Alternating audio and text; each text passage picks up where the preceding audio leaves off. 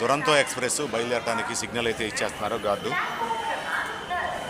దీనికి సంబంధించి విజయవాడ నుంచి దురంతో ఎక్స్ప్రెస్ అయితే చెన్నై వైపు అయితే బయలుదేరుతుంది. సుమారు ఈ బండి ఇప్పుడు ఇక్కడ 10 నిమిషాలు అఫీషియల్ హాల్ట్ ఉండగా దాదాపు 20 నిమిషాలు ఆగింది.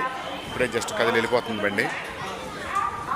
ఈ బోగిలో మాత్రం 30 మందికి మాత్రమే అవకాశం ఉండగా రిజర్వేషన్ లేని వాళ్ళు మాత్రం అలౌ చేయలేదు టీసీ గారు. ఇది హ్యాండిక్యాప్డ్ ఎవరైతే ఉన్నారో వాళ్ళకి మాత్రమే వెనకమాల అంతవరకు హ్యాండిక్యాప్డ్ కూర్చోవచ్చు. మిగతా ఈ 2 కోచ్లు కూడా ఖాళీగా ఉన్నాయి, కానీ దీంట్లో ఎవరు పర్సన్స్కి అయితే అలౌ చేయలేదు. కొద్దిగా ఏదో గూడ్స్ టైపు లోపల ఏదో కొంచెం చిన్న చిన్న లగేజ్లు అయితే కనిపిస్తున్నాయి.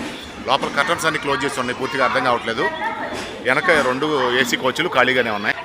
విజయవాడ రైల్వే స్టేషన్ సంబంధించి కొన్ని ముఖ్యమైన విషయాలు చూద్దాం. ఇప్పుడు ప్రస్తుతం మనకు ఎదురుగా వీడియోలో కనిపిస్తుంది 6వ number platform Vijayawada junction railway station code BZA. భారతదేశంలో అత్యంత రద్దీగా ఉండే మరియు అతి పెద్ద రైల్వే జంక్షన్లో ఇది ఒకటి. ఆంధ్రప్రదేశ్లోని ఎన్టీఆర్ జిల్లాలో ఉన్న ఈ స్టేషన్ దేశంలోని వివిధ ప్రాంతాలను అనుసంధించేలా అత్యంత కీలకమైన రవాణా కేంద్రంగా సేవలు అందిస్తుంది. ఈ చారిత్రకమైన రైల్వే స్టేషన్ గురించి కొన్ని విషయాలు.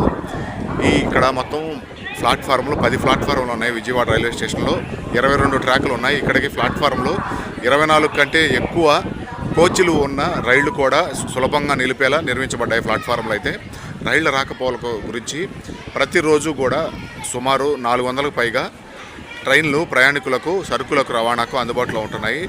ప్రయాణికుల సంఖ్య రోజుకి సుమారు 1,50,000 మంది ఇక్కడ నుంచి అయితే ట్రావెల్ చేస్తున్నట్టుగా అయితే గణాంకాల ప్రకారం తెలుస్తూ ఉంది. స్టేషన్ చరిత్ర గురించి చూసినట్లయితే బ్రిటిష్ కాలంలో 1888వ సంవత్సరంలో ఈ రైల్వే లైన్ మొదటిసారి ప్రారంభమైంది. భవన నిర్మాణము 1928లో మంగళూరు పెంకులతో నిర్మించిన పాత భవనం స్థానంలో ఆధునిక సదుపాయాలతో కూడిన ప్రస్తుత కొత్త స్టేషన్ భవనాన్ని 1979లో జనవరి 19న ప్రజల కోసం అందుబాటులోకి తేవడం జరిగింది.